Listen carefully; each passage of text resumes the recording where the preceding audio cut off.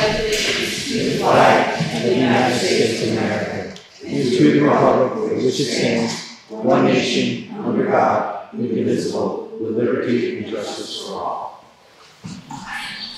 So I will just run through the council members who are here. We have Councilwoman Martola, Councilwoman Johnson, Councilwoman Sherry Janine, and Councilman Mike Humphrey, which gives us a quorum. Adequate notice of this meeting has been provided, and Councilman Trapak. Adequate notice of the meeting has been provided, indicating the time and place of the meeting, the proposed agenda, which notice was posted, made available to newspapers and filed with the clerk of the town of Clinton in accordance with Section 3D of Chapter 231 of the Public Law of 1975. Okay. So I just want to get through, make sure we have all that. So thank you everyone for coming. Let me start this by saying this is one meeting of many more to come. We're just getting started in this process. This is the, as I've tried to do with most of our big issues, cannabis, affordable housing, we try to do town halls. Wanted to do this particular town hall here so that you could understand what this room is. Some of you may have never been in this or had a reason to be a part of something going on here in this community center. So we thought it was important for everyone to kind of start here. From now on, the rest of our meetings and town halls that we'll be doing, we'll probably be doing at the municipal building, and we'll also be doing them via Zoom. We don't have the technology here to do a hybrid meeting, and we didn't advertise tonight's meeting as a hybrid meeting, so I couldn't move it to the municipal building. So I just want to put that all out there. So future meetings will. So future meetings will have heat. It's warm outside. It's actually warmer outside, I think, than it is in here. I was setting up chairs, figuring I could warm up, and it didn't quite work. Anyway, like I said, this is a preliminary meeting, and discussions are going to start. I did want to give the chief the opportunity, because obviously this is something that will have a huge impact on his department, to give him an opportunity to just kind of to talk to you a little bit about the needs of the police department, where we're at, and what we're looking towards. So, Chief Kubinak, the floor is yours to start with. And real quick, we are recording it, so we'll have an audio recording, and Councilman Humphrey is doing a video, so that we will also put the video up on our YouTube page for anyone that wants to see, who either misses tonight or wants to be a part of it. Andrew, can you help Mr. and Mrs. Smith with the chair, please? Thank you. Sorry. Chief, the floor is yours.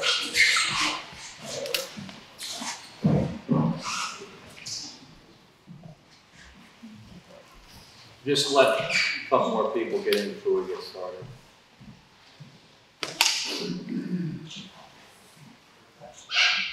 I'll go through introduction. For those of you who don't know me, my name is Chief Cory Kubinak. I've been with Clinton. I'm in my 24th year with the police department. I had some experience with the county sheriff's department, and I actually did undercover narcotics for about a year and a half also. So I've been around the county for a long time. I've been living in Hunter County for 40 plus years. I went to Hunter Central. Like I said, I've been part of the department for 24 years now, and the chief for 2.5 years now. I've been the chief, so.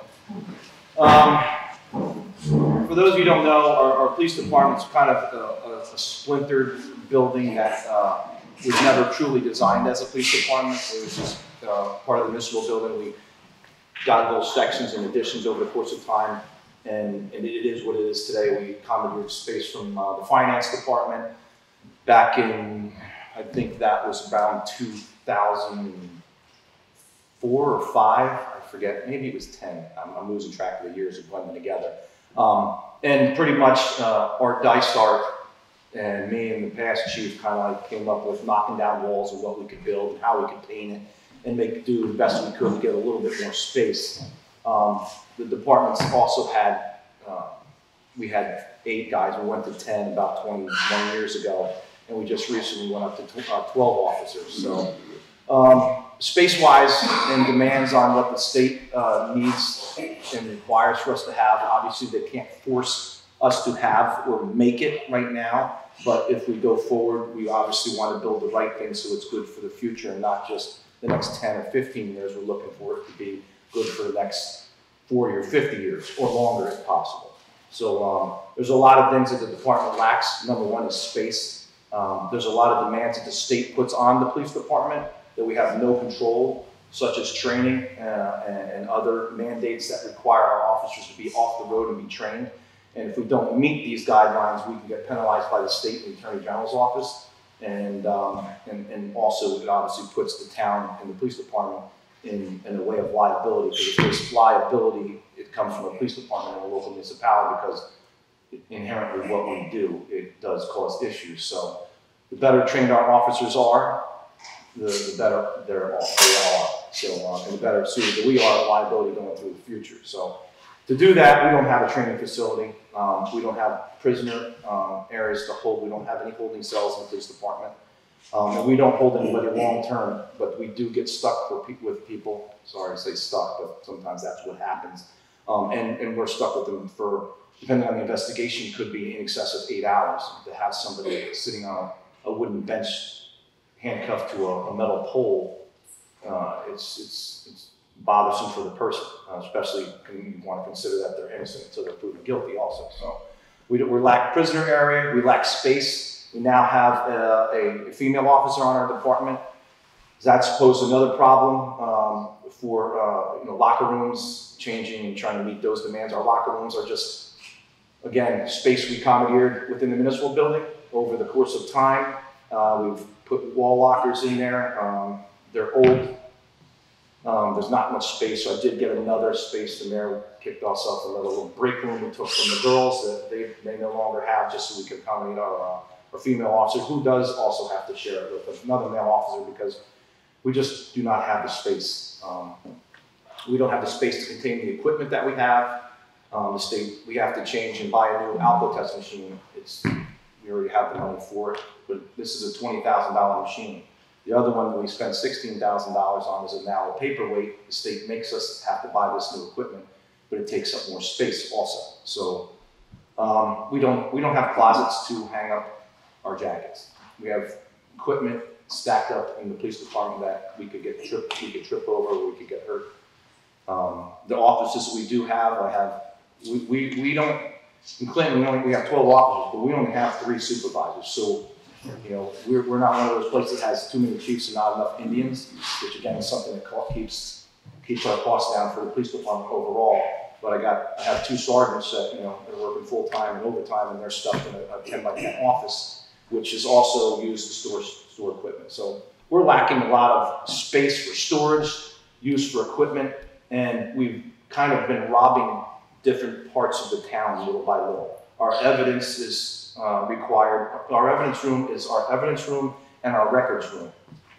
Our records, according to the GRC, some of these acronyms I mix up, but they require that we retain our records for pretty much most of them are 75 years.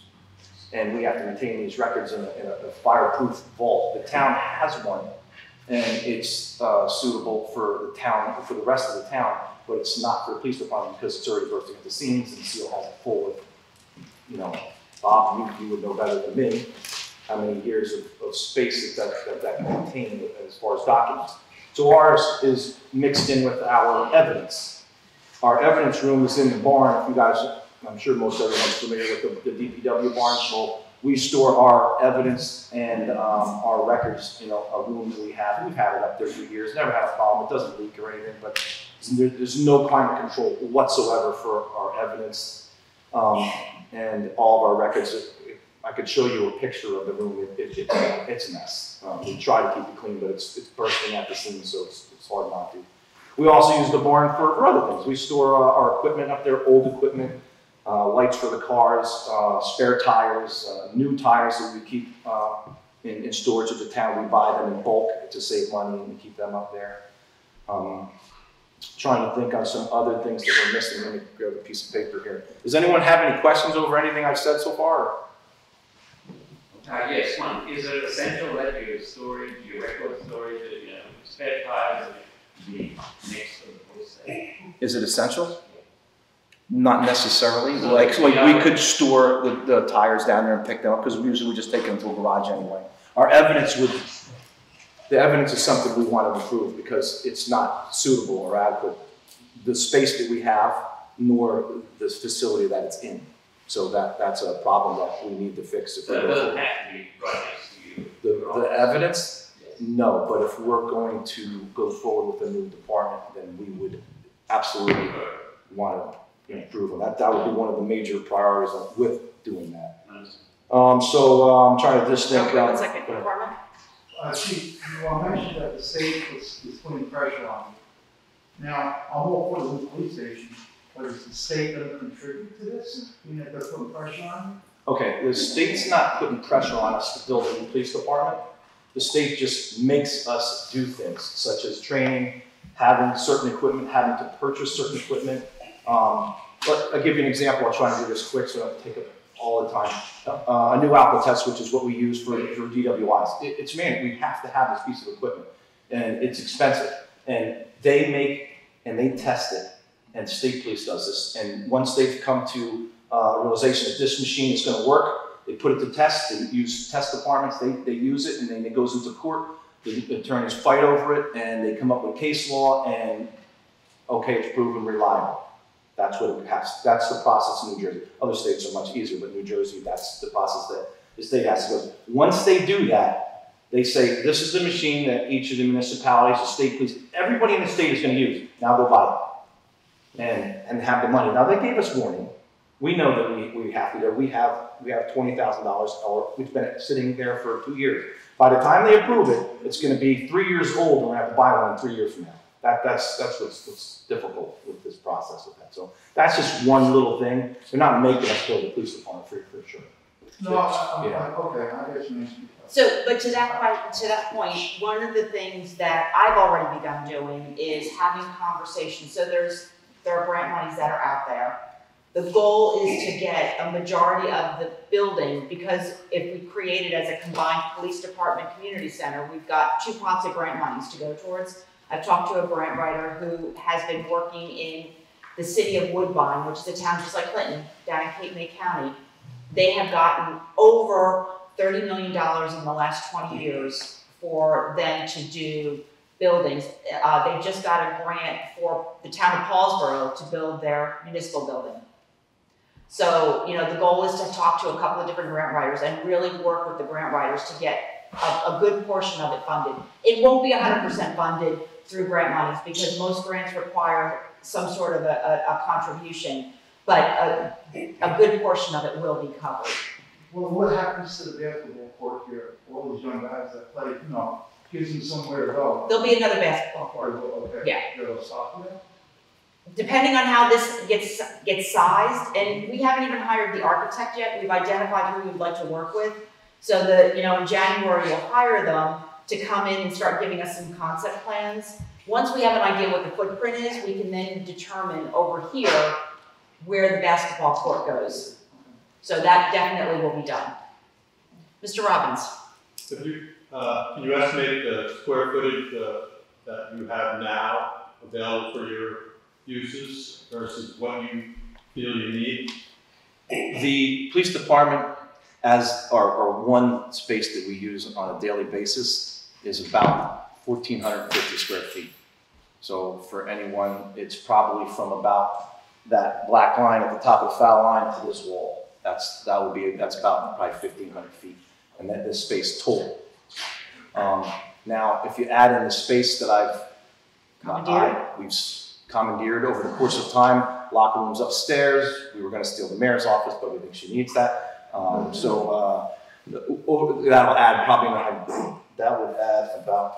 And again, I'm not an engineer. Don't beat me up on my numbers. Well, you should be able to take measure. Yes, I can. About about another 500 square feet. So that still wouldn't be this whole room. Now that's to go back to some of the other reasons. I just want to go down the list because I did write them down. A lot of times we do not have a sally port to transport prisoners, juveniles, and stuff like that. And we're doing that as a safety feature for officers. Something we don't have that we would look to add to the police department, and if we were to build it, we would definitely have to build What was that? a sally port. It's basically a garage. Also used for the garage. We would also want to store like equipment in there also. So we don't have. I already touched on this as far as not an adequate area to hold prisoners. We have prisoners that we have and people that have smashed their heads through the wall, ripped our phones out of the wall, tried to damage some of our other equipment. So that's something we want to add to it. We don't have a victim intake area. A lot of times when we have, maybe it's a domestic violence, and we've had, children down at headquarters at 1, 2 o'clock in the morning, and they're sleeping on the floor. We don't even have a room. We actually use our hallway in the municipal building. Luckily, there was nobody around at that time of the night. So we don't have an interview room or like a debrief room where we could let people, especially families with little kids and other type of other victims. We don't have a meeting room, a training room. We use the council chamber when we can, and it works.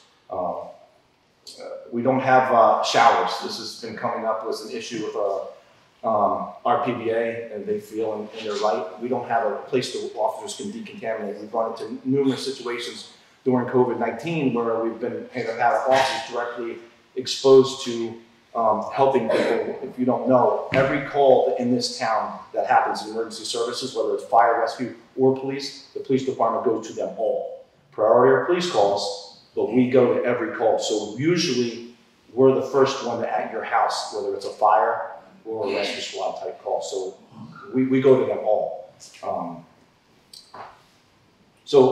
We don't have our locker rooms don't have showers, don't have any way for the officers decon. They helped us for a little bit, and they let us use the shower out in the barn. I can take all of you out there, and I'd pretty much say that maybe you guys want to wear some sandals. You're not ever going to want to go in that shower. Okay, it's old. They stored paint in it for a while. They did clean it out. We did have to use it during COVID. A couple times we had no choice because I don't want to send the officers home possibly contaminated to their families and getting their kids sick and their wives sick and so on and so forth. So we have additional storage in the trailer, which is okay. We still use the trailer afterwards, but we store a lot of stuff in that also. We have bicycles that we store. They're up in the barn, mixed in with Christmas decorations and Halloween and stuff, but we know where they're at. I have one in my house I was tuning up, so there's the other one. So we lost our officer when Andrew, our new officer, luckily we stole him, and he's a certified bicycle officer. So am I, but I haven't time to ride the bike lately. So we don't have a backup generator. That's another thing we don't have when we have storms and we lose power. It takes a while for our system to get up. If you guys know anything about today's business world, we're a business. We lose power, we lose our computers. In our cars, we're pretty mobile, so that's a benefit because we can work from our cars. All our cars are up to date, they're state of the art computers, but still we lose our headquarters and we don't have any power, which leads to the other thing. Why do we lose it? Usually it's because of a flood. Every time it floods, we're displaced from the building. Usually for over the past 20 years, the Office of Emergency Management has been operated and maintained by the Chief of Police. It doesn't have to be that way, but that's usually what ends up. I am the Office of Emergency Management Coordinator, so appointed by the mayor also. So that's my other hat. So when we run into emergency management situations, such as COVID or this past Ida, we had no choice, but we utilized the community center because we couldn't take them to the fire department. They were displaced. So was the rescue squad, and so was the fire department, so was the police department. It was under several feet of water. So every time that happens, usually we're lucky and we escape and get our police cars out of the lot.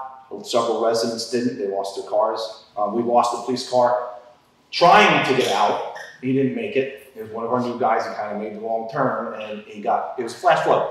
I can't put all the blame on him as much as I would like to. Not that he's going to buy a new car. We did lose a car, but so we've lost actually 3 cars in my 24 years of here with some kind of damage, whether it's computers or not total loss in some way. This was a total loss car, so. But we have insurance, so we covered it. We're making out pretty good with that. So we don't have a place to store equipment. We don't have adequate record storage, evidence. We don't have cleaning barrels for our firearms. When we come in and we have to transition our firearms out and do cleaning or training. We like to do that in safe directions. So we got a guy walking over to the wall trying to clear his weapon and hoping that do accidental discharges happen? They do. We've had one in my 24 years. And they do happen.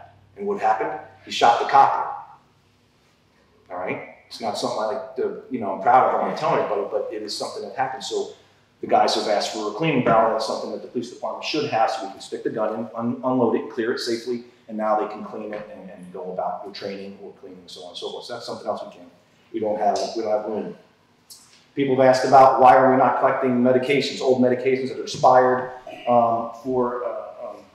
that we do for the DEA collects them and they collect, tons of this old medication people have stored because we don't want you flushing it down the toilet into our water system that we all drink, right? So that's another reason I don't have one of those. I would like to have one of those. I just don't have the space to put it in there. That's pretty much by most of my big reasons why we don't, and the flooding, the generator, obviously. So how much room would you need for all that? If you're asking me how much space, I'm thinking about 3,200, and that's not including hallways and so on and so forth. So I'll give you what I've seen in research from some other municipal police departments, a similar size, Mendham Borough and what's the other one? B. Bedminster, No. Ridge, The, Burnsville. Byron, you got it. Sorry. Byron Township and Mendham, they're both 12, 14 officers, similar. We're not looking to build a police department that's good for us now. We're looking to build a police department that's good for us in the future. And whatever the future may hold, whether we expand ourselves, we don't grow that much. 2 guys in 20-something years isn't an excessive amount. It's what we needed, if not more. But if we were to grow and expand to like a shared service type agreement, we might have. We want to build for the future. We don't want to just build something that's going to be adequate now. And I think you would all agree. Who wants to build a police department twice? They're costly. That's Question one, the letter that we got, there was misinformation on that. This building hasn't been used since COVID started. Prior to that, it was 6 to 7 days and nights a week. This building was utilized by different groups. It was used, yeah, and I apologize. What I'm Go ahead. getting at is, you want to expand, you want to have police up here, we're looking for the future. You're going to put a community center in here. This talk of doing away with some of the playground equipment over there. You're not going to have enough parking. By the time you got space for your officers to park their cars, come on duty. The cars are going to be required. And if things go back to normal, you're just going to have a lot more people. I would recommend that one of the places you look, and I understand you're looking to try and merge some freebie money out there. But if you take a look at the Agway building, there's a perfect building that doesn't come on the flood. Over the years, the 50, 60 years I've been in town, we've never had anyone bail the Agway people out. You've got enough space in the back for all the parking you need. You can build a building that you're not going to be short-sighted, and then 20 years down the road, you're going to say, geez, we got to blow this out now and put another 10,000 square feet because we didn't anticipate that the state would mandate certain things. It's just food for thought, but So can let me just throw, and I don't necessarily disagree with you. I will tell you, as you know, the Agway is privately owned. And I do know that the owner turned down a $2.5 million offer on that property. There's no way we can afford to buy. well, you're talking $2.5 million on a going price. When you start getting into the legitimate business of municipal government on condemning land, it's a different scenario with your offer. But we also did the redevelopment we did a non-condemnation when we did the redevelopment over there. But you also have to keep in mind, are you going to keep Clinton as Clinton? Or are we going to phase out the town and it's just going to be another Annandale or something else? I don't think the goal is to phase out the town in any way, shape, or form. I mean, I think the goal is to. You do away with this has been here since the 20s. No, understood. At what point do you stop saying, hey, Stark, we're gonna get rid of this basketball court on the side over here? And something else, at what point are we taking away from the future children of the town? But the goal is to redesign, it's not to take it, so that may go, but it doesn't mean it's not gonna go over here. That's all part of the conversations that we're trying to make this so that, so here, to the chief's point, and your point's well taken, I mean. Well, I'm not your adversary on this. No, I know you're not. I can remember when we built the evidence room in the barn. Right. And what we went through to get that done without everybody going nuts. Let me just kind of talk to this a little bit. One of the objectives here is our shelter, our emergency shelter is the fire department, which was underwater. And is usually underwater when the town is underwater. The rescue squad lost a truck this year during Ida. The municipal building parking lot floods. This up here doesn't flood. When the chief said that we opened this as a shelter, and we had nothing here for anything. The building wasn't sufficient to really be a shelter. It was a temporary okay, as they were waiting to get picked up and brought out. The goal would be to create a community center. Again, they come play basketball, they can do classes here, people can host meetings here, we've got the equipment to do movies here. I don't think we want to get rid of that in any way, shape, or form. If the town owned the property at Agway, and maybe that's a conversation to have, but as you know, the redevelopment was already established. It was a non-condemnation redevelopment. To go into a condemnation redevelopment, you're still talking, we're gonna deal with litigation. So it comes to a point of, this is something we currently own, and if we can make it so that it still has the charm and the ability for, people to come in and use the community center, and also provide a police department that meets the needs of the police department, because we did talk to SHPO to see whether or not we could add on to, and you know what that conversation is, they're not gonna let us add on to the existing municipal building. And is that a temporary fix for the next 5-10 years? Or what does that look like going forward? I think what we're trying to do is look at it from a holistic of how do we meet the current needs as well as the future needs while still keeping everything that everyone is used to having here. And that includes a park as well as a community center. Frank? Why is it can't add on to the current So the building is a historic building. It's in the flood zone. And in order to do any additions or work on it, you have to get approval from the State Office of Historic Preservation.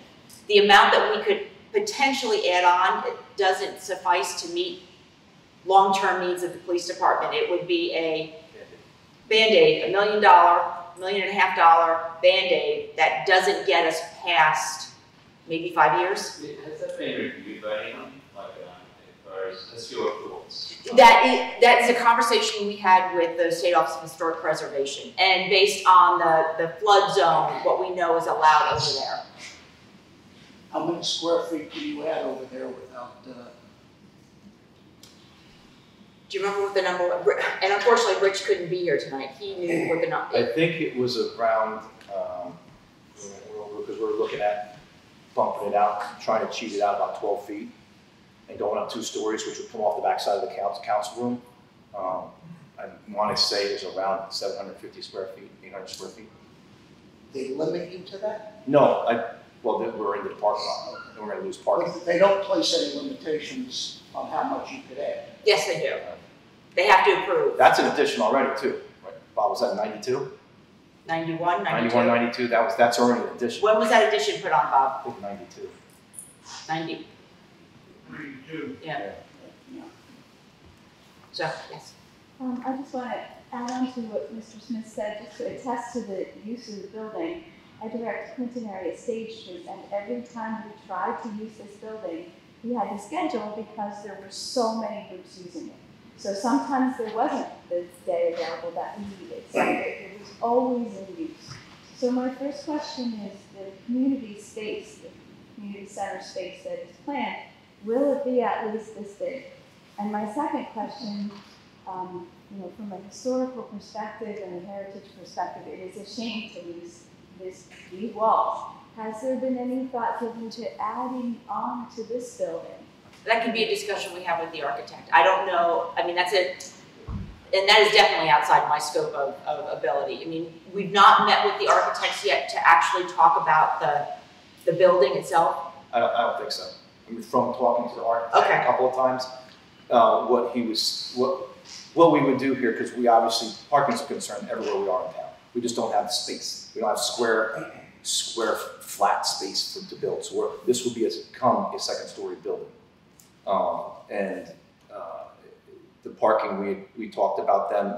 They think we could accomplish what we want to by going to 2 stories, and also some conversation with the county and linking the 2 parking lots so that we could share that parking space also. But I mean, until the architect really looks at it and says, this is what we need, 3,000 square feet, 5,000 square feet.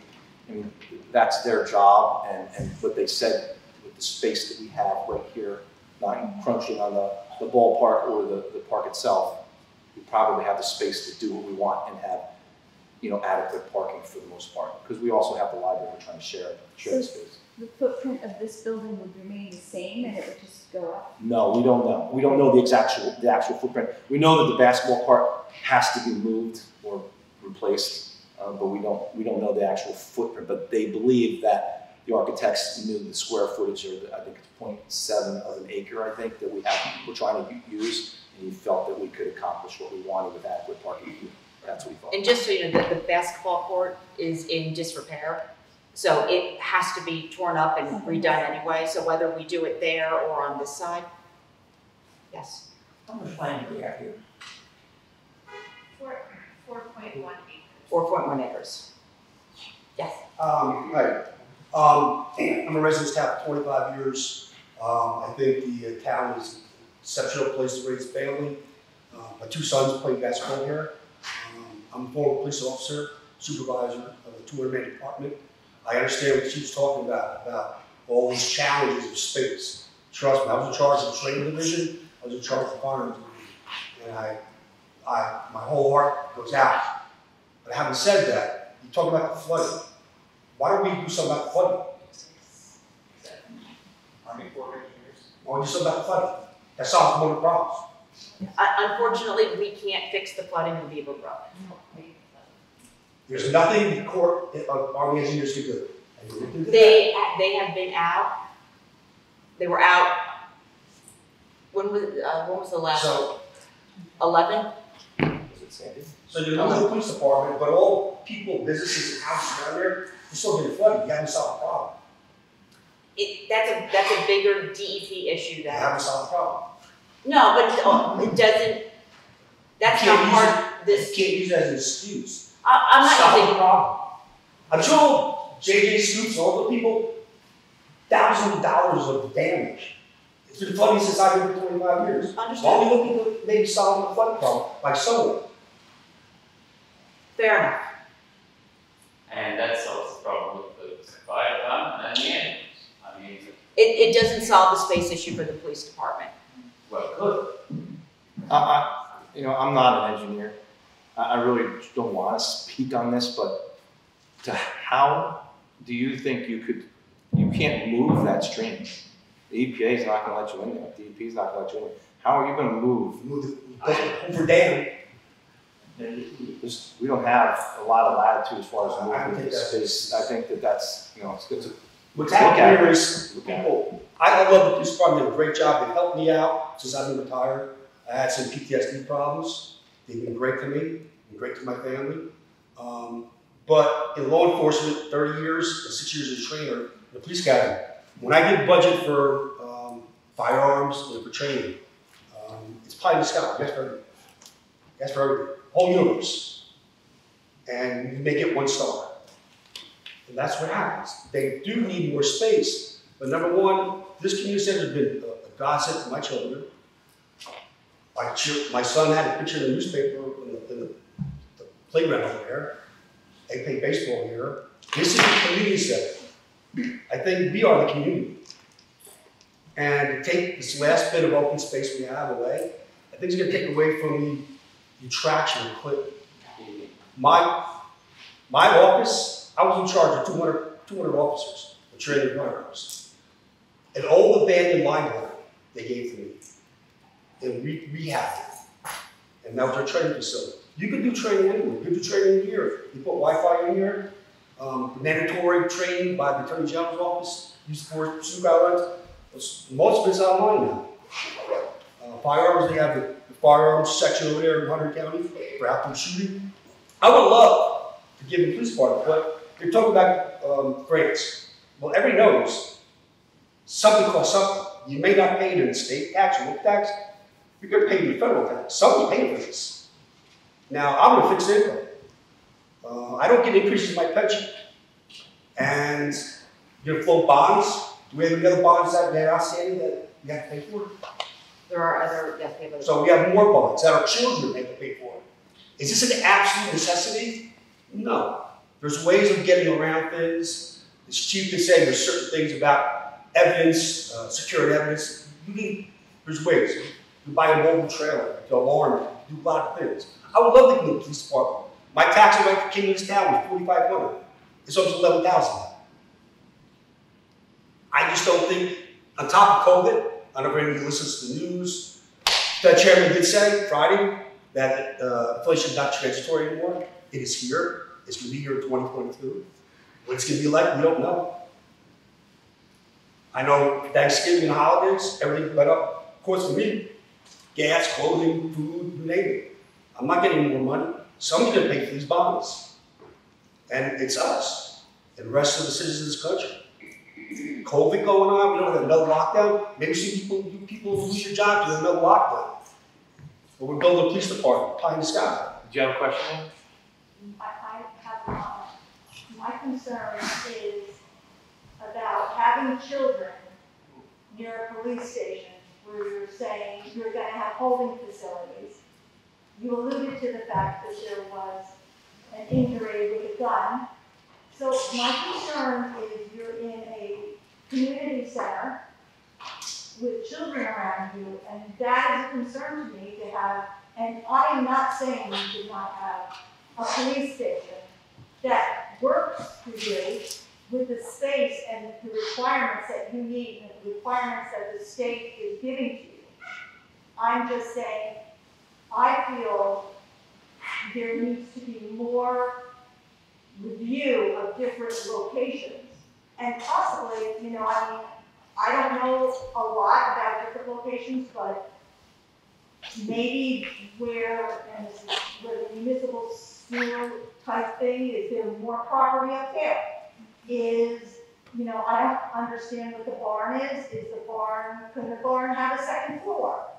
Can that whole piece be looked at? I just think that, I'm not saying you're not doing your due diligence, I'm just saying that to have children in the direct vicinity of the police department, it scares me. Jill, you had a question. Well, I wasn't so sure about the training portion that you were talking about earlier, how much space that training, where you need to have space to have training. And I didn't understand, like, if you're a cop, you have to do training in the town that you're a cop in, or can't training be somewhere else? Like, how much space is for that? And then what is proposed for where the municipal building is now? What are you thinking of putting there if this happens? Like, what's going to take over in there? It would continue to be office space. So we could move some of our DPW guys out of the barn and actually give them space in there. We would use it for storage, construction. I mean, there's a lot of office space that everyone is kind of sharing. At 47 Lane, they're all sharing space. you know, we have that opportunity to give them, we could actually put the construction office in the back there. They'd have their own entrance, be able to go in and out, and it wouldn't have an impact on finance or the clerk's office. As far as There's a lot of, if you've been into the building, I mean, they can give you a tour. You see our tax assessor literally has piles on her floor because there's no place for her to put all of the records as she's working on them. So she's trying to make space as well. Janice, we also, Mayor, we also hit record retention. We don't know if you have any more weight limit upstairs. So that you don't have to. Jill, the other thing about the training thing is we do go outside of town to train a lot, and we go to different counties and we train because that's where the trainers are. But we try to have as many instructors in our department as possible so we can train ourselves and keep officers here in town. So do we need a dedicated training space? No, but we figured if we had the community center enveloped within the police department, we could share that at our own time and train within it also. That's all, just to share. So we need a dedicated training room. Megan, you had your hand up in the back. So this should be real quick. I struggled with this late, so just real quick. Playground, community center, police station. Is that the vision? Community center, police station in this space. Okay. And part of, you know, potentially going to the front a little bit more and to the left. Okay. And playground? Playground is still, so the playground redesign is where everything is going to be will be determined once we understand what this space looks like. Okay, and just to go back to what the gentleman said about the flooding at Ad Knot, even if the flooding were changed to this area, that area in flood, you still can't add on, right, because it's historic, just to clarify. You can add on minimally, yes. And not just certain things. Correct. No, it'd be short term. Sorry, Jonathan. Well, she's nobody begrudges your wish and your needs and your recommendation for a more enhanced. That's understood. Nobody begrudges the fact, I shouldn't say nobody, but I certainly don't begrudge the fact that the police station doesn't need a more enhanced space for them to do their good work. They're a fine department. But I agree with Mr. Smith that we need to look at other options because I'm concerned about this urbanization of our town. This is a residential area. It's a charming area. You come in off these busy highways that were sandwiched in between. It's kind of nice to drive down and see a beautiful space, classic old building, a charming little, not a glitzy playground, but a charming playground with children playing and singing and so forth. I just think that we have to think creatively. I know there's few options. I've never been against an efficient use of my tax money for things which I believe in and understand. And I think that the community, while we certainly abhor the fact that we have to have higher taxes, would understand that there has to be, if we're told and we're advised about how that might increase if we purchase the agway and have to go through legal proceedings to make that happen. That is the wisest spot for a police department. The wisest? I believe it would be the wisest because it's on a busy road. It's a place where you have easy access to the highways, to 78, and easy access to 31. To me, it's part of the town where it is a commercial area. And it's a place where you can be, you're close. It has a large enough space. You can even put a skate park in there if you want to. So to me, I think that would be a good spot. And if that's not a viable spot, there might be other creative ways. Maybe a second floor on the fire department, or somehow working together as a community and finding different options. I think those are all valid points, and they're excellent. We've looked at a couple different options. Being that the town owns this property, that's why we were looking at this. We thought it would be beneficial to the community to have a police department near the playground because it discourages certain elements also. Of course, having a police car exit here a little faster than normal cars do that's something we have to be concerned about also. So the mayor and I, we've kind of, picked about a couple different buildings. We thought maybe a TD Bank would be a possibility. Commercial, trust me, ideally, I'd much rather have it in a commercial zone like you're saying, such as Agway or something like that, but I'm trying to be realistic, and so the mayor, when we were talking about this, and kind of something that's going to be feasible for the town, cost the taxpayers the least amount of money in using a property that we already own and don't have to purchase. But having it at, like, I think for us, the TD Bank would be excellent because it is a commercial area. We do make noise at night. We have officers coming and going around 24 hours a day. They accidentally hit the sirens, they beat the horns, they come and go all night long. That's what they're doing. So in a commercial district would be ideal, but it's just having to buy another building and add a couple $1 million to the costs. I mean, that's sure we can look at that. We did, but that's great points. Absolutely. I would understand raised by taxes to have that accomplished. I think that's a reasonable option. Okay. I sort of second a lot of what Jonathan says. I have a little kid, and like I could feel my heart racing when you were talking about discharging guns and criminals, and he played right there.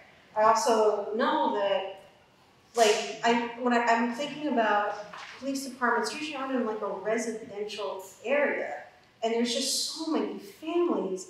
And all I keep thinking is, my best friend's a cop, and I know where she lives, and I know where her department is, and like, when a call comes in and you're racing down Halsted Street, there's going to be a massive humanity at the end when that big building goes up where the A&P is. You get calls there, that's right where you're going. Like, that's the loop you're going to make. And being on the road, is it the old 22? Old Highway 22? Is that right? Like, something there, to me, just logistically makes sense. You've got access to your neighborhoods, but you also have access to that really large rental building that's going to be there. I don't disagree. And you have the highways really close. So, like I said, the idea of, and again, what Jonathan said, totally, if you need the space and you need things for your growing needs and you don't want to build everything twice, totally get it, but I'd rather see my tax dollars go up to have you in a place that doesn't flood, that's like right by the Clinton house. I think that's great. And then and have access to easy roads as opposed to like a cop car kind of like whizzing down like the street that I live. Makes sense. I understand that. Oh, and the other thing about records retention is there, like, I work in contracts. Can it be like scanned digitally and all the hearts, like I know in all the companies that I work with and I deal with contracts, we scan things and then store hard copies off-site. Because that's a lot of. It's all current is scanned. You're talking about 60 years of old records. Even better, like, can't that go somewhere else? And then when it has to be available. But close, like you could have a close where you're like, okay, I'll get it for you in 2 hours or something. You have to go off site. Maybe we're like the Warsaw treatment plant or something. It's just expensive real estate to house files. Like it just seems. Yeah, the goal is to get everything digitized at some point in time and to bring in. We need to understand, because it's not just the police stuff that needs to be digitized. We've got, Mr. Smith can tell you, we've got records dating back to the 1800s that have to be kept. So, not that he was around in the 1800s. Yeah. I just feel that way. Yeah, just off-site so that you could use that for whatever, whether it's police or whatever. No, we want to do that, but that's a large cost also. Yeah. And it's something we're looking at. It's just, going forward, we're all computerized. But we still have to print everything out and store it. Although if something was to blow up or burn down, our records, all our reports are all online. So we can get all that. Yep. Mr. Arnold. Yeah, thank you. So I'm going to have a 3-part question. With space limited in town, what other land in town does the town own? Nothing else besides this and Huntsville? This, Huntsville Park, municipal building, sewer plant. Okay. And know that you mentioned the TD Bank building. What are some of the other locations that you considered, and why did you turn those down? The only other one we looked at was, we looked at the building across the street from the municipal building, but that's in the flood. Basically, if you look at the old Highway Lee Street light, everything south of the light is pretty much out. It's all residential, no commercial down there, and it floods. So that's out off limits.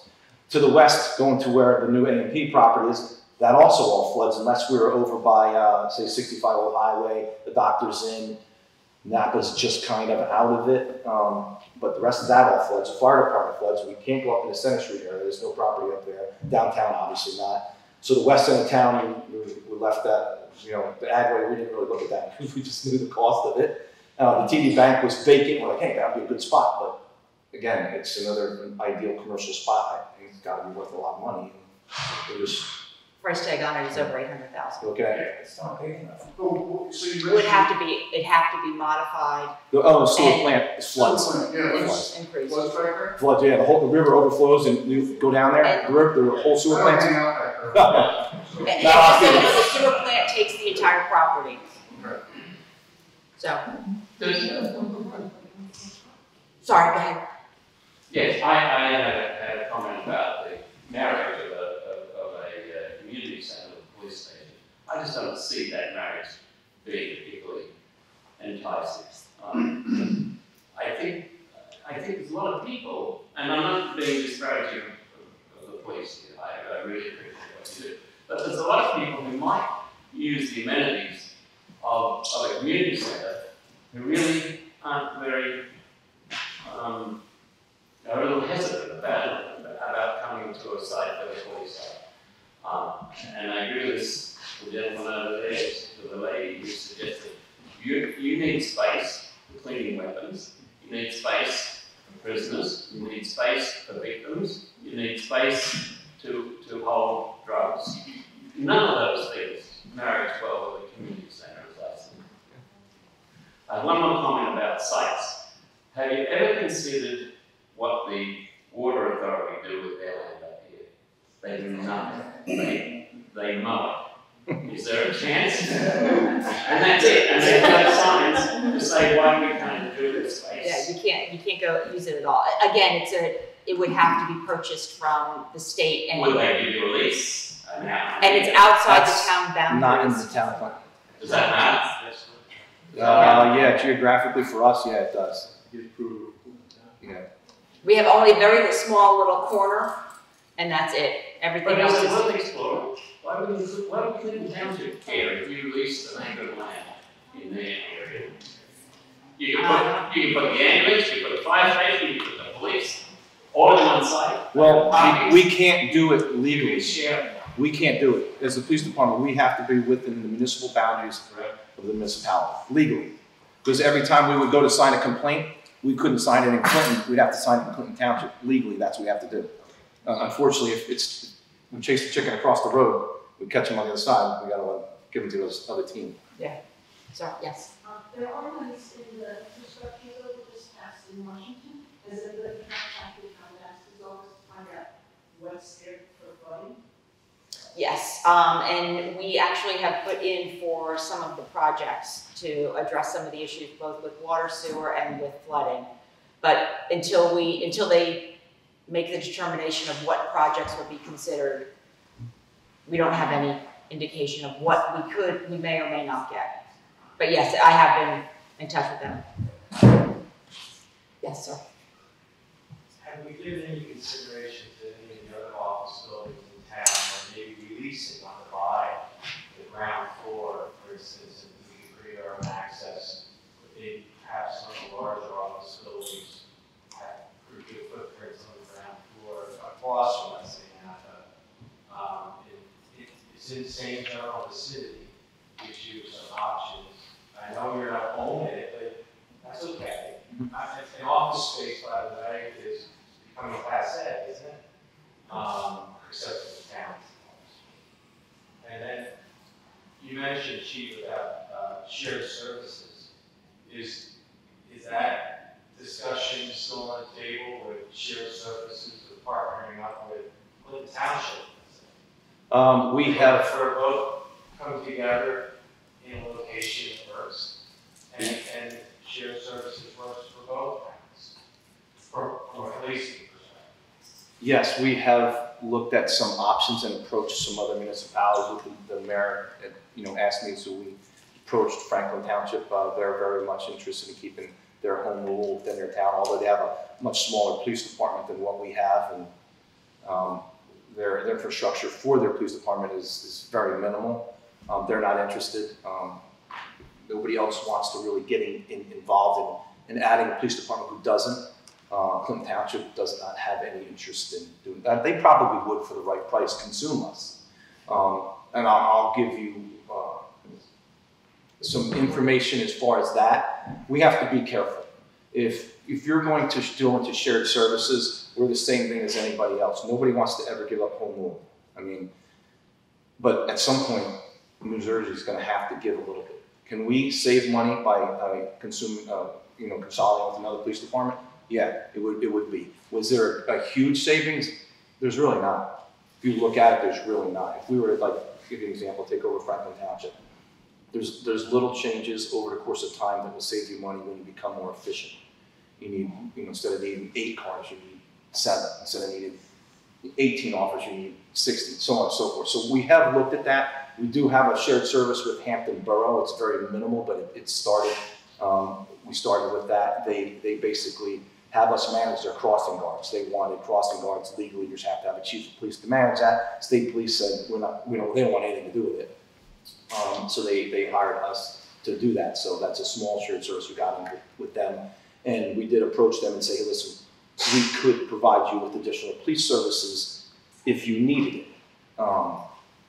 We haven't approached really anybody else other than that. Hampton had mentioned to me at one point that maybe Glenn Gardner might want some patrols where we could farm out our officers and charge them X amount. So certainly possibilities for the future. We are looking.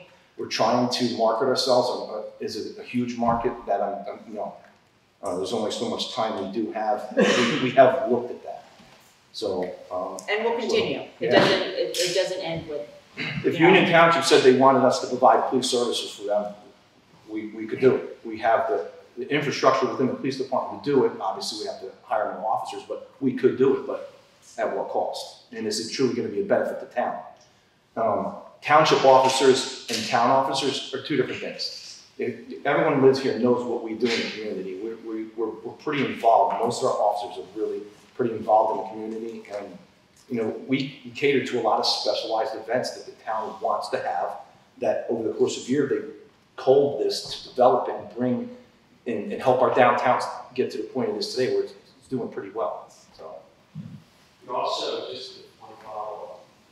There was a time when we cleaned out that law. It really made a big difference. And as you all know, that shape and form of the trench that brook sits in gets overgrown, gets clogged, gets debris thrown out, and then it back hits the overpass there, right at the station, backs up, and it becomes the problem that it becomes. I really think we need to, regardless of where the station there may not be, or if we can eventually learn how to overcome the renovation issue that we speak of and are only limited to a certain amount. That issue needs to be addressed. Agreed. Because it's happening a little more frequently than 50 years, and I think that we probably, as a community, need to push that, however it needs to be pushed. And we did just like around here with the debris that clogs up against the bridges and the Lee Street Bridge, you look down there, it's disgusting. I reached out to the county, you can't get them to do anything. And yet, all that contributes to backing up. I live on the river. Yeah. So I know what happens. When that stuff sits there, it begets more stuff. Yes. And then when the water does come, it has nowhere to go. It backs up, it backs up. I watch it. Mm-hmm. I've studied it for 16 years. So I think some very easy and simple solutions can be made if we press the buttons and push the issue. And it's time. We did send, so after Ida, I had our business administrator draft a document that went down to the commissioner of DEP. It is sitting, and I call every other week, every third week maybe, just to see what's being done. And I'm told that everyone's reviewing it. So, it's, unfortunately, DEP moves, people think we move slow. There's never been a slower department than DEP. And I love the commissioner. He is very engaged. I'm hoping with this new commissioner that we'll start to see a little bit more and a willingness to kind of hear what's going on. As for the county, I do the same thing. I call them. They did come out and clean August, I want to say. July or August, they came out and they cleaned out all that debris. I've been calling and just reminding them, and they're like, yes, we know, you're on the list. But as are the roads that need to be repaired that were damaged with Ida that are still closed, bridges that are still closed, you know, that we go down to the bottom of the priority list for that kind of stuff, unfortunately. But yeah, right in the back. I'm new to town, but plan on being here for a very long time. I'm hearing that the fire station is also in the flood area. Is this a situation where we need to face, like, the police station to move, and then next, the firehouse needs to move, and the ambulance corps needs to move? Like, what's the solution for that, please? A good question. I mean, the rescue squad built their building and put that addition on it, knowing that it was there. And the water flows in one door and out the other. But yeah, they get displaced and go to other fire departments and other rescue squads with what happened last time. Fire department also moved out, but they came up to the community center and we worked out of here.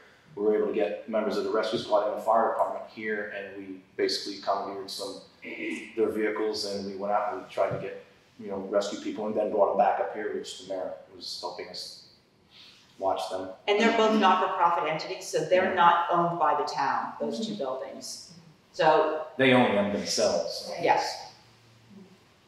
Yeah, ultimately, how was the decision made? I mean, who votes on it? Is it just council, or do the residents vote? Council will vote on it, but again, there'll be multiple meetings, and really the vote for council will be based on the input from residents.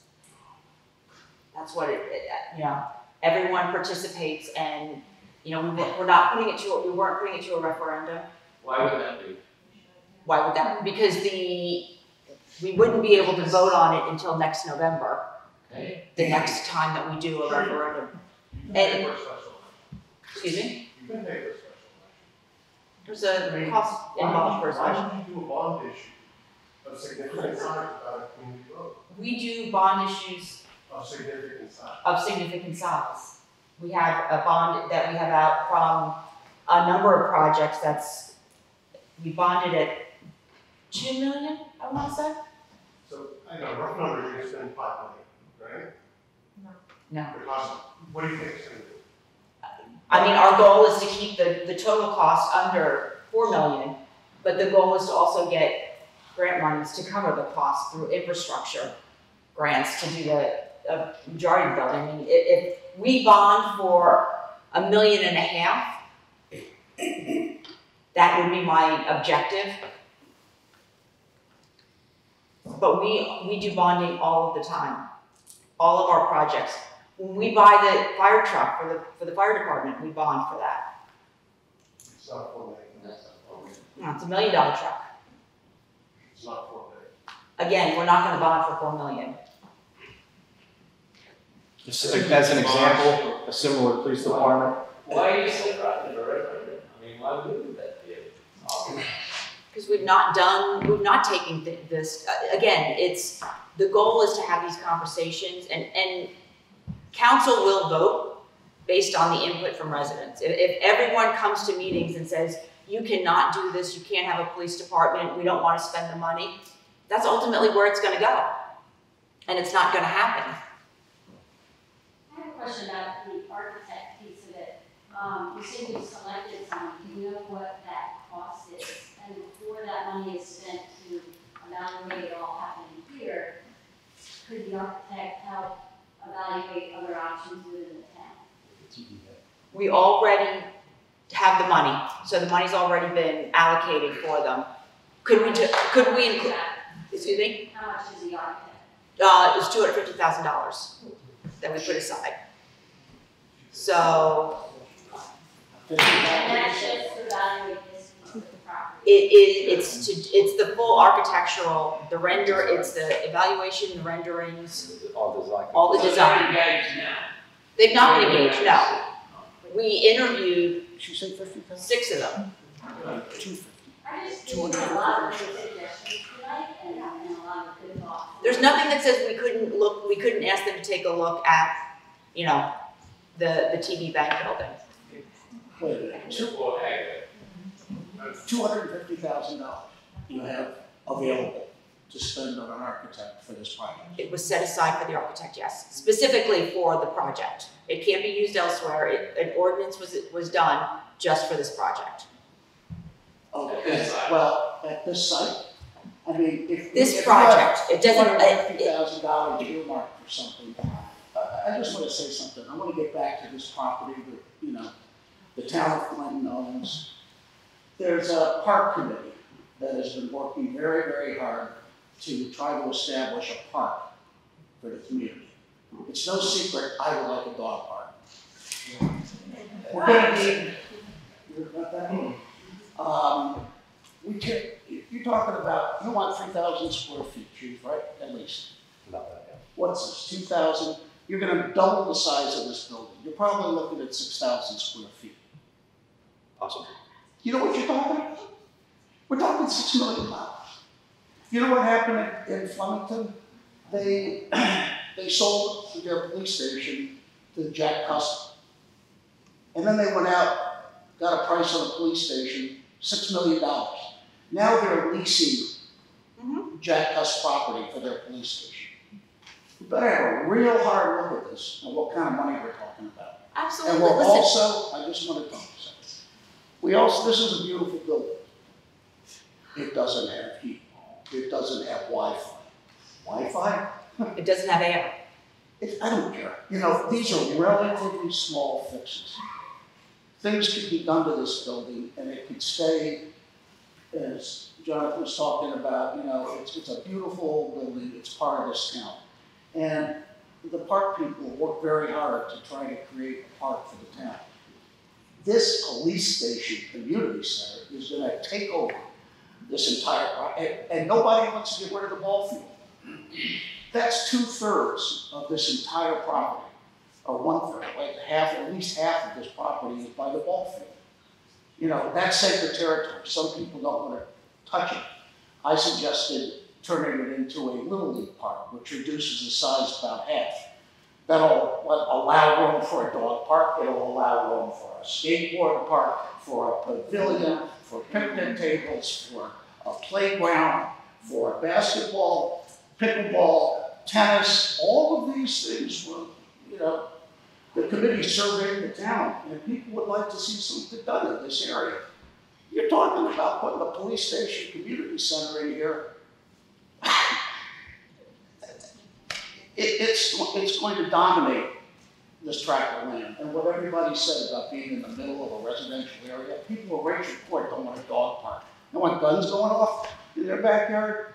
You know, I'm not saying that's extreme, but cars racing, we're going to put a traffic light on Halsted Street because what somebody said before about cars racing down Halsted, police cars going down Halsted Street to get to the new 20-story high-rise where the AMP used to be. You know, let's stop growing the town. All right, so it's not a 20-story high-rise. It is part of a settlement that we were in litigation for 5 years. I was exaggerating. I understand, but let's understand that the growth in the town is state mandated. The 300 new units that are coming into this town between the A&P, the Agway, the Holiday Inn, and Mobus are state mandated. We have to grow this town by a population of another 2,000 people. We managed, when we first got our numbers, you would have seen the housing stock double. We have a little over 1,000 housing units in this town. The state mandate gave us 200 new affordable units, which, because we don't have any town-owned property that we could build 200 affordable units on, would have equated, because every developer gets 4 market rate units for every 1 affordable, you're now looking at 1,000 new housing units that were going to happen in this town. We fought for 5 years and had it reduced. Is it an ideal number? Absolutely not. Do I want to see 300 new housing units in a town this size? Absolutely not. But it was the best deal we were gonna get, because if we didn't do it now, 2025, which is round 4 for affordable housing, is gonna be the next set of housing requirements that are coming down. And unfortunately, you have judges who are mandating this housing.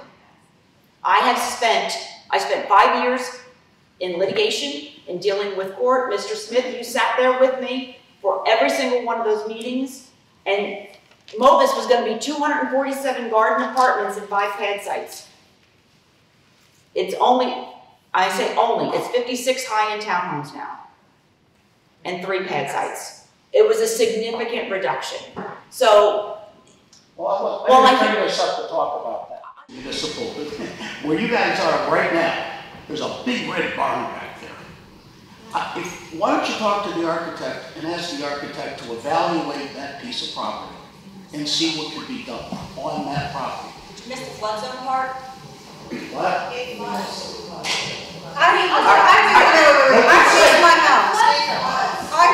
house. I live in the river. I live in a little yellow house on the corner. And 9 years ago, I lifted that thing up. And that river flows right through my house. It can be done. Yeah. If you want to have a building, you just make sure you put your patio furniture underneath there. Don't put your records. Look at the addition to the municipal. Yeah. That's built up. You can build that up. And you can have people who are being helped. They're saying that this space was used during IDA to help people who were displaced. How can you bring people who are displaced into a flood zone? That doesn't make any sense. You don't have to bring them into a police station.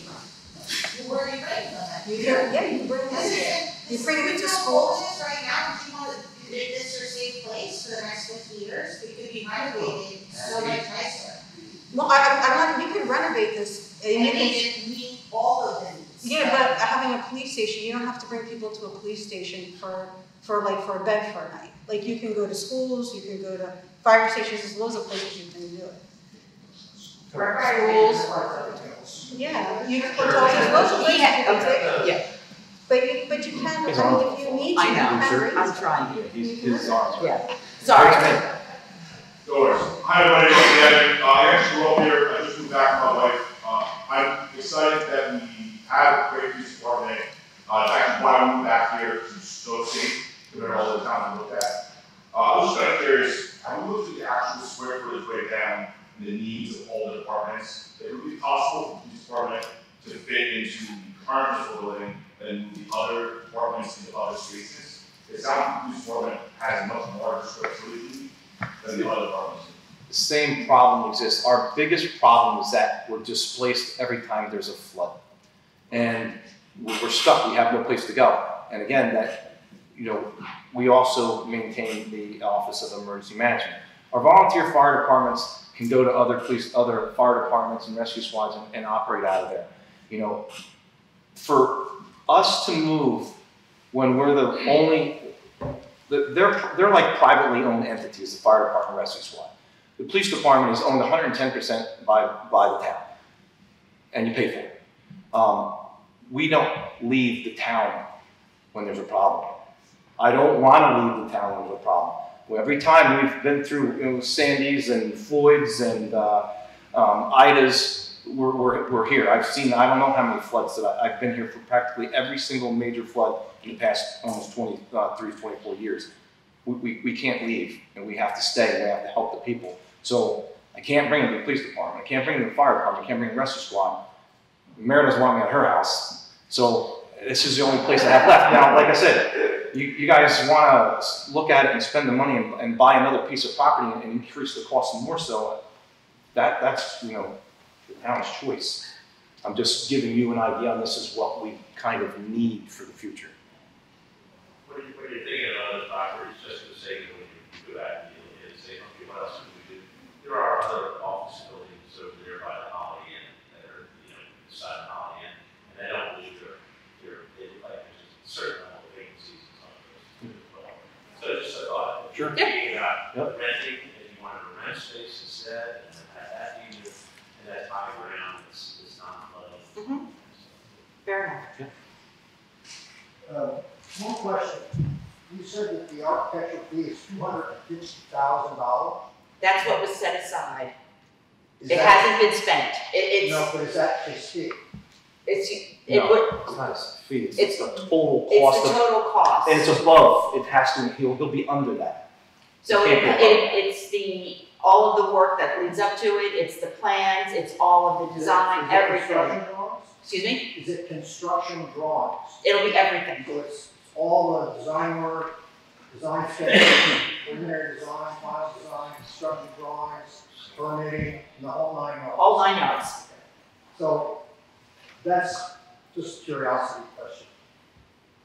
The point that I thought about a lot of things that I wanted to say, but everybody's saying there's an obvious lot of concern, but I'll make the point initially, that this is part of the fabric of Clinton, notwithstanding that it could certainly be enhanced and have better amenities and so forth and so on.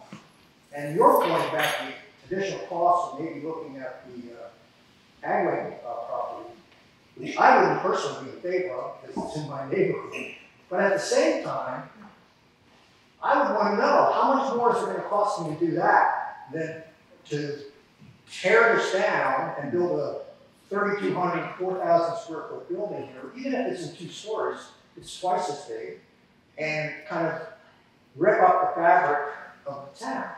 And that's not to be, fleeting heart. It's just, we vote here, we watch fireworks here if we live here long enough. It's just. Yeah, no more fireworks. Rachel Court took that away from us. Pardon? I said Rachel Court took those fireworks away from us. Anyway, I'm it would be worth it. If you said, well, your taxes are going to go up X number of dollars a year, but we can sue, or we can do whatever we have to do to litigate to get that property, assuming it was even doable.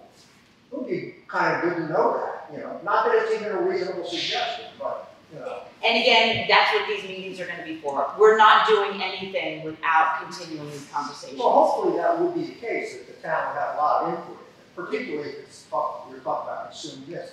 And it's not that we don't need a new police station or new infrastructure or new emergency management facilities. Absolutely, that's the case. But how do you find it in the course of dialogue that everybody's been talking about here that makes it fit in a way that's acceptable? So the input of the town is paramount here, especially in the final design, so that things are built in scale, and they're built in the right vocabulary, they fit in to residential neighborhood, and so forth and so on. Thank you. And it will absolutely, listen, I think I've tried to be as open whenever we're doing anything in the town. So this is no different from that. Carmen. I listened to everybody speak tonight, and everybody had good points, real good points. And in my mind, I just keep circling around, and the bullseye is the apple. Yeah, that's the bullseye, right there. I mean, that's the perfect place for this spot. It's not the right place. You're right on the main road, you're right by the highway. That's the bullseye right here. And if it goes up, even if it goes up another, when you're saying what, 1 million, 3 million? That number's never going to happen. If there's a builder, there's always going to be problems.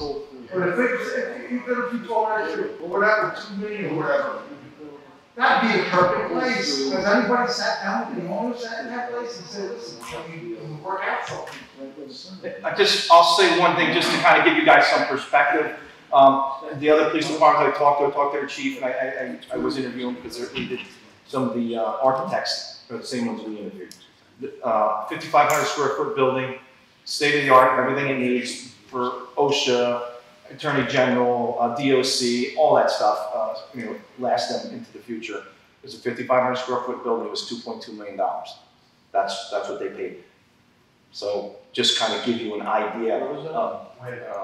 Mendham Township, they're doing it right now. Byram Township, similar sized building, and their costs are going to be, I think, 2.3 or right around there. So both of those buildings were, the one might be a little bit less because I think it was attached to a municipal building. The other one, they totally standalone police department. And again, it was for like 14 officers, and they built for the future also. So that, just to give you some ideas. Actually, a question.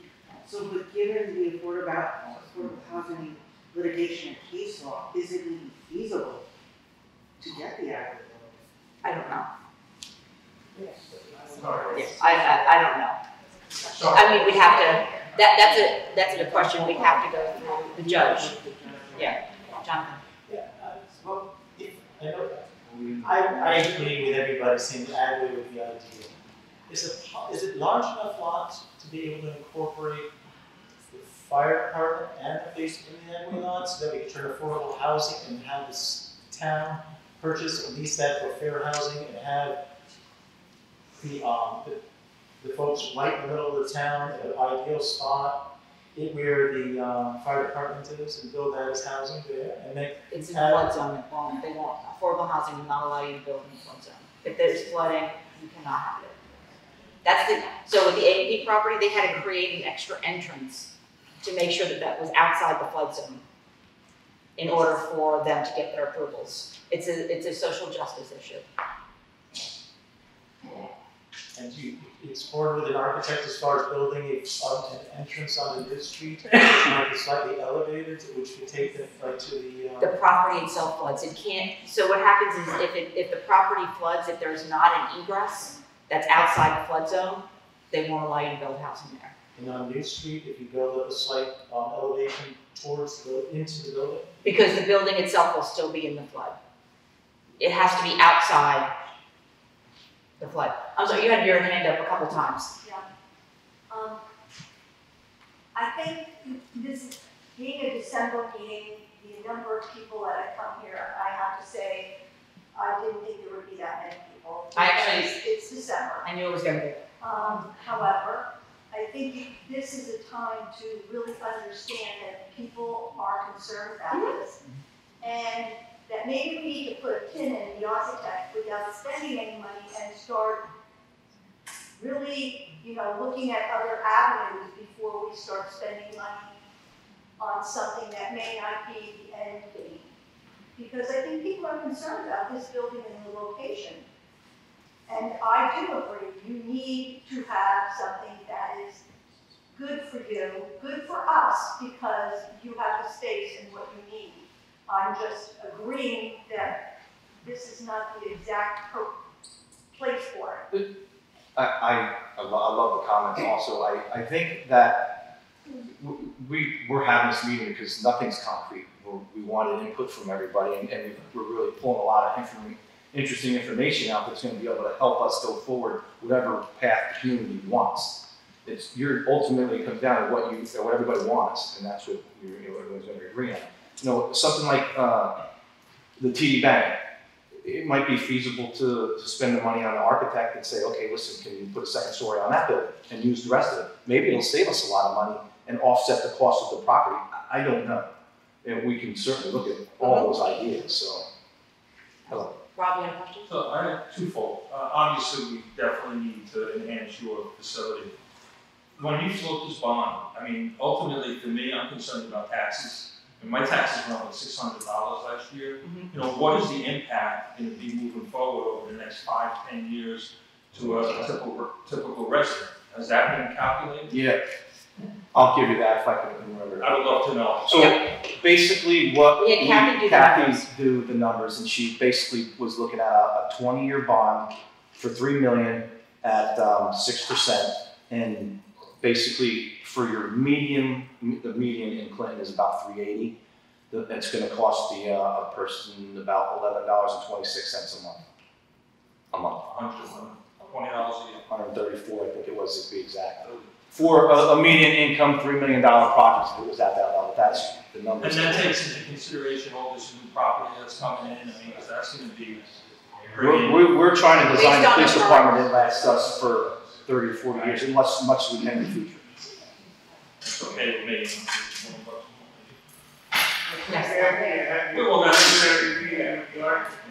Excuse me? And after you had the preliminary meeting with the architect, and he explained to the chief that the chief was selling himself short for 50 years. It'd be time to have another meeting and bring everybody up to date as to Yes. before we start dropping big dollars. Yes. So our goal is from going forward, our meetings will be at the municipal building, and we'll also do it for anyone that wants to do it via Zoom. We'll have it via Zoom as well. That's going to be an ongoing thing. Laura. So you mentioned in the very beginning of this meeting that if the police station happened here with the community center, that you could write grants to renovate both. So if the police station is done elsewhere, does that mean that this building stays as is with no renovations? For now. I think that's big miss. So, Megan? So, I have perspective from a lot of people here, I started in this town for that long. I don't have a connection to the building.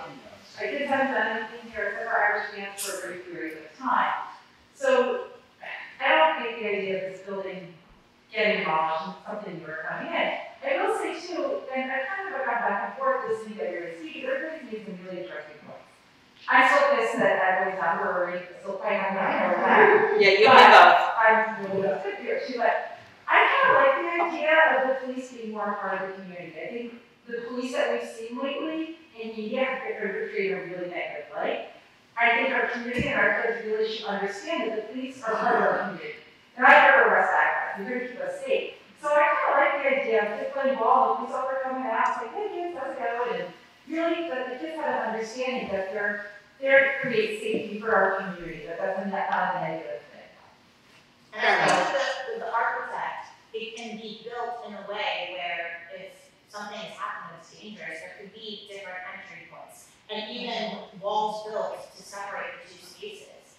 I mean, I think that it could work, it would have to be really smart way to do. I think there is a smart kind of innovative way to do this. I think this is the way that the towns are going. It could be kind of something for other towns to follow. And I think that when you're looking at this space, it's something that draws people to buy in town. It would increase our property values if it was fixed up properly and it was a resource to young families. And the park was redone. That was one of the things all the time. I was very nice. I drove up here, I'm like, it's terrible. This beautiful town, that park is just sad. We're getting there. But no criticism, please. I mean, we're at 8, is it 8:30? 8:30. I do want to introduce, so we have our Sergeant Tim McGuire, who's in the back of the room. And our newest officer, Officer Andrew Lerner. Andrew is the one that started the Coffee with a Cop. No. Tim made it. Okay. Andrew did it.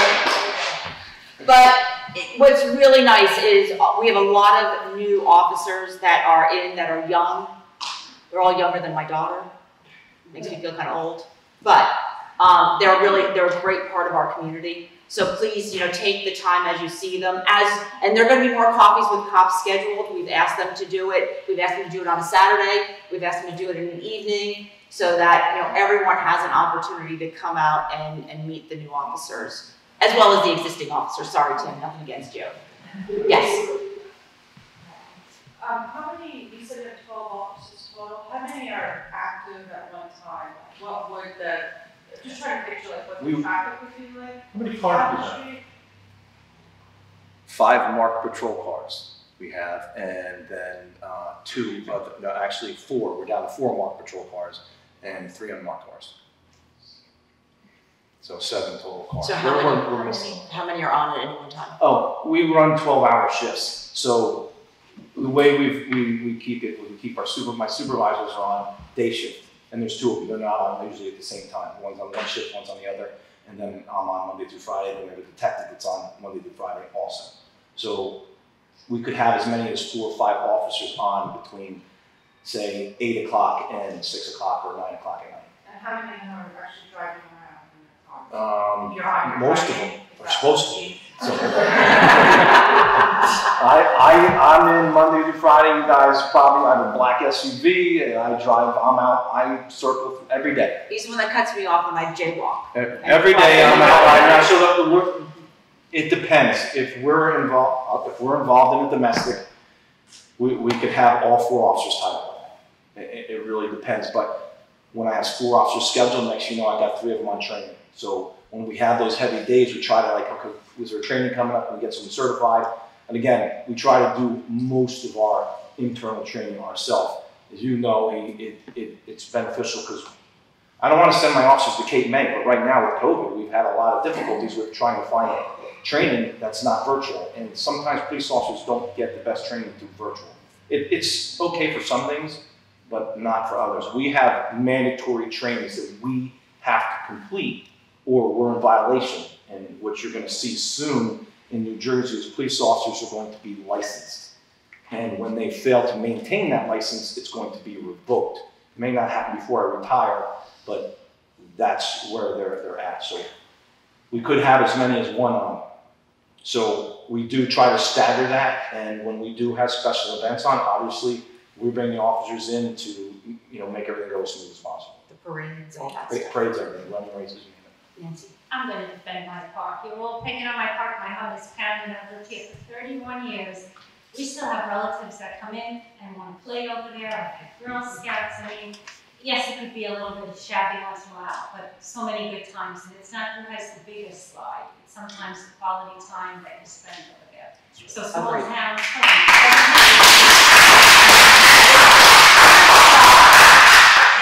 The slide? No, it's broken. And it's more about must need to be fixed. Yeah, but it's about updating, not getting rid of it. And we have a wonderful environment here. And we've had, like I said, we have nieces that come from Brooklyn. They all want to come and play with that silly little thing that plays with the sand and with all the tops that everybody brings. So. Mr. Fisher? Mr. Fisher? I caution you on a few things that comes to our practice. And there's a credential to be the 7 states commercial. I think they have conflict of interest between feasibility study, the same architects, and the design work. This being separated, you have scope of work with each parameter. I think that if and when you come up with a design, you can present unit as part of that feasibility study. Probably last, foremost, and most important, if I hear another architect telling me it's going to cost $175 a square foot a lot, there's no such thing in construction as to a positive square foot. It's all contingent upon what's designed. No, understood. Yes. I'm just curious, are there requirements for sound and light studies to be done? Yes. I was just being concerned for that. Yes. It would have to meet the local sound and sight light standards. And signs. Oh, yes, and signs. Oh, my goodness, signs. Yes. Sort of a concern from an overview. I've been here in the town for a long time, been involved in the school board, popular, unpopular projects costing money, and people get passionate. I'm afraid that going forward with these community meetings, that there's going to be a lot of divisiveness. And I wish that they could be ameliorated. I can see people saying, we don't want to destroy this building, this is not a good residential place for a police department. Let's look at maybe paying more money and buying more appropriate properties over there, away from us. I can see people who live over there, away from this, saying, no, I don't want to pay more money for a police department. I think it's a good idea to put it here. I don't know how this could be managed, but it could be managed in a way that doesn't kind of hit parts of Clinton against other parts of Clinton. That would be good. I hear you. You know, the not in my backyard is everywhere. You know, and I can absolutely appreciate it. You know, I grew up in Clinton when this was all Park Rachel Court didn't exist, my neighborhood didn't exist. I lived on Center Street. You know, and each time, and John, anyone who's Rachel Court, I mean no disrespect by this, I just kind of pick on you because you're right here. I remember when it was being built and listening to everyone, all of the conversations. You know, oh my God, I can't believe it, you're taking away my park. We used to watch the fireworks here. Now what are we going to do? How are we going to have access to the river? Everything imaginable. You know, I hope, and maybe I'm going to put my rose-colored glasses on, this is a community that has always come together We can agree to disagree, as Mr. Vanell and I have done frequently, you know, and I would hope that anything we're saying, feel free to challenge. I will stand my ground, as I did with the housing question. You know, I take exception when someone thinks that we've brought this here. There are things we have absolutely no control over, unfortunately. Municipal governments, for as much as we talk about home rule, we really don't have that much home rule. We have this much out of the big picture. But I really do hope that as a community, while we may not all agree on what it's gonna be, that if we at least come with a sound plan, that everyone will at least have an open mind and hear what we have to say, listen. And again, this is one of many meetings. We're gonna have lots of input. This is a big project. I don't expect any project like this to just, you know, there are towns, and I'm not gonna name them, that will just push it through. And staff has to deal with the fallout from it. I've tried never to do that here. I've always tried to be as open as possible. You know, am I perfect about it, or any of us perfect about it? No. But all I can ask is that, you know, we've taken your comments, we've heard it, I've taken a bunch of notes, we've actually recorded it both on audio and on video, so anyone that wants to enjoy, you know, some leisurely watching, you can't find anything on TV, this might be the next show. You know, this conversation continues. And I hope all the meetings are as civil as this one. I think they usually are, although I think cannabis might have gotten a little bit the first time we had the meeting, and that we filled the room at the firehouse when the company wanted to come in. Yep. So, but really, that's what this is about. This is about coming together. I'm sorry, Walter. One thing is the state has mandated that Clinton be developed. This is an issue that's been going on for at least, I'll say 50 years. Probably longer, but yes. Anything south of Center Street is wet. South is, yes. Yes. Sorry. I have no sense of direction. The whole section is wet. Yes. Parts of the Adelaide property is wet. Yes. Very more than you think. I'm getting the feeling that this project would be about $6 billion. I hope not. I don't think so. But By the time you buy a piece of property, We're like lucky. 10 million. Yeah. Well, here's the goal. You know, the objective is with the design is we know what our parameters are. We know what the guidelines are going to be, and it's not going to exceed that. We've been, and I will once again reach out to Mr. Smith. Mr. Smith, you know that anytime we put parameters around projects, we have stuck to those parameters. And push projects off. If we can't do it within the amount, what we're saying we need to do it within, then we have not done the project. And one other thing, the state, one of the annoying things that happen in government is federal government, state government, county government has been off putting their jobs and they're normally do on us. Yes. The requirements of the police department are often said, this is what you're gonna do? Oh, find the money. Fire department, find money. Unfunded mandates, yes. And that will continue. That does not go away, unfortunately. Other questions? I don't want to cut anyone off if yes. I'm sorry. If you earmarked 250,000 in architects for the whole project, and let's say it doesn't work out because the costs are up here, could those plans be revised to renovate this space with this building existing and redo the basketball court and the tennis court and the dog park and whatever it ends up being? The building, probably yes. The park, no, they're not engineers that do parks, but. It just seems like a number that, you know, I've done a lot of projects and that one seems pretty Municipal high. government. You have to go with those who are on the state list, state approved. I gotta get on that list. Yeah, you do, definitely. So we're talking a lot about the the difference between doing it here or buying a building. Would it be possible to put together like a market research study of everyone's opinion on paying more in taxes and how much more willing to pay in order to buy out on these properties?